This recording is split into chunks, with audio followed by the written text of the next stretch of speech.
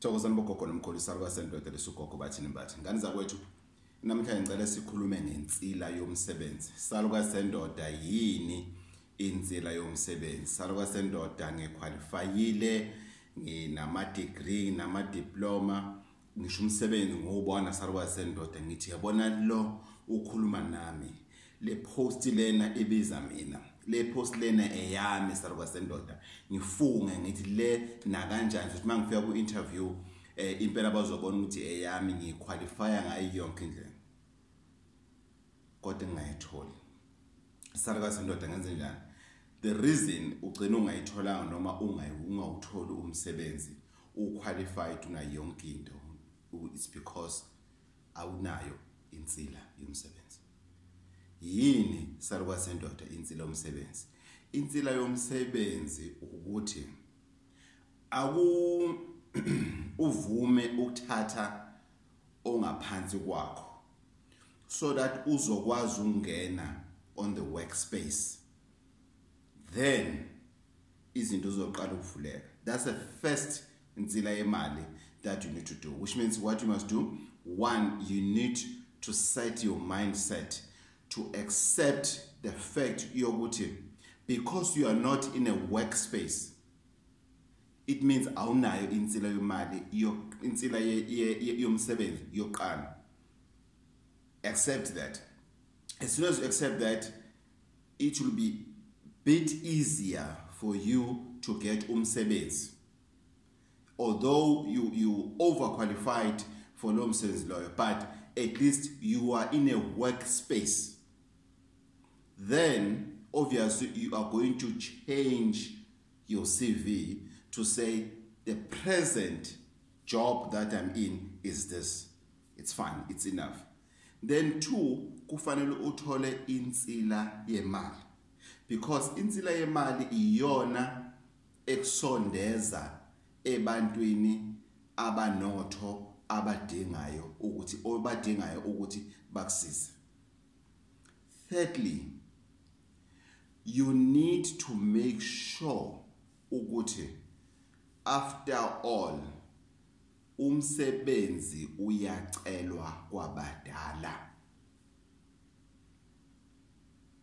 But I'm saying this, don't be confused mangifaka ukuthi umsebenzi uyacela abantu abadala and then say, but why number 3 saluka sendoda kubantu abadala? It's because one, your mindset, your brain must be like, you need to position your brain ukuthi okwamanje ngizothatha noma yini okwamanje just for me to get in a workspace. I remember I was once a chauffeur for another company, Goodfellas. Originally they are based in Cape Town. I was there a chauffeur in Secure. I was earning next to nothing. But umsebenzi wobuchauffeur engawenza for the very short period of time, then I got umsebenzi eMpumalanga at district office. Why? Because besengine insila yemali. One, I've conditioned my mind. Two, ngaba nensila yemali ngayithola insila yemali ngangena. Mina ke bengayithola basically insila yemali, but ngaba nenhlanhla because my mind was already positioned ukuthi I will accept whatever that I have now. Then boom, I got a job. Then ngabika ukuthi ngiyacela kubantu abadala because I knew ukuthi umsebenzi wami was not going to last long. And indeed, it didn't last long. Not that I wished for, but I was told ukuthi uzothola umsebenzi, but umsebenzi lona ozothola it's just for you ukuthi wakhumuzo wabantu abadala uganwe. That's it. And then soba sesithutha ke manje sizosebenza abantu. That's what happened to me. So set your mindset, get insila yemali, cela umsebenzi kwabakini. There is no way ukuthi ungathola umsebenzi. Why ngithi two ulandele ngensila yemali? It's because insila yemali it's also imithi yakhona also capable ukugeza.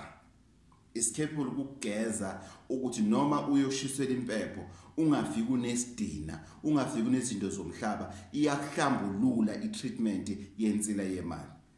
then bika ekhaya noma cela ukuthi ubike ekhaya noma hamba yokomalume uma umlanjwana uyocela komalume uthi malume umsebenzi anguthola angisazi manje sacela umalume angishisele impepho engicela umsebenzi kubantu abadala. Siyakwazi ufuthi ukwenza lento okuthiwa ukuphahlela umsebenzi, which is what I'm going to give you very soon, ukuthi uphahla kanjani ungasasebenzi. Phahlela kamnandi musendabeni. I remember I used to do it. I used to just say ngini ngisathatha iwalk ngifike egarage ngithenga amakhandlela ngithenge isinefu shone ehlathini ngiyophahla ngaphahla 7 days. Kwaba khona into eyenzakalayo after umqondo wami sengusethile ukuthi ngifuna kwenzakaleni ukuthi ngamukela noma yini. So ngani zakwethu uma uyithola ungasebenzi or you know of somebody is your friend dala na umzamela akasebenzi ungane wakho awusazi ufanele wenze njani, please share this video to them because this video is going to help many people abangasebenzi namhlanje. Yes, I understand ukuthi imisebenzi ayikho, that I understand, but we cannot make that as a wall ukuthi abantu bangazami eminye imizamo ngezaso ukuthi i-employment rate ayikho eSouth Africa. Abantu that's why bathola imisebenzi. We deal with people across the world, across the globe. Omunye useChina uvinjwe nje nento COVID-19, she wants to come down especially to see salukwazi sendoda. So you know baphumile South Africa bawosebenza ngaphandle. So guys, you need insila yomsebenzi uma uyithola ukuthi awusenzi lutho. Please use these 3 points. 1, set your brain ukuthi you'll accept whatever now just to put your foot inside. 2, thola insila yemali. Insila yemali izogeza yenze nala uthola khona umsebenzi omncane kodwa ukuthi kodwa mababheke CV yakho bathi awu skepsel, hey lo muntu khona usacrificing ukuthi azangenelana. Buka futhi uyimisele kanjani ngoba there's no point ukuthi usacrifice ukuthi ufuna insila yemali just to get in, the next thing ufika lapha uyakhekheleza ngoba wona uthi you're overqualified bese uhamba utshela abantu ukuthi mina ngisho manager yami more qualified for it, but kusaya iyasebenza unosebenza. Then musu uyitholile ke insila yemali, hamba uyocela ngoba loqala usukuzama nje ukuthi ungene, kwesibili uthola insila yemali, 3 hamba uyocela kwabantu abadala, phahlela umsebenzi. Sakwasendoda gogo bathini batha mawuvula kuvala emzini yabandoda. For bookings please go to the website bathinembatha.co.za, bathinembatha.co.za. Inkosi ithule umusa malutho.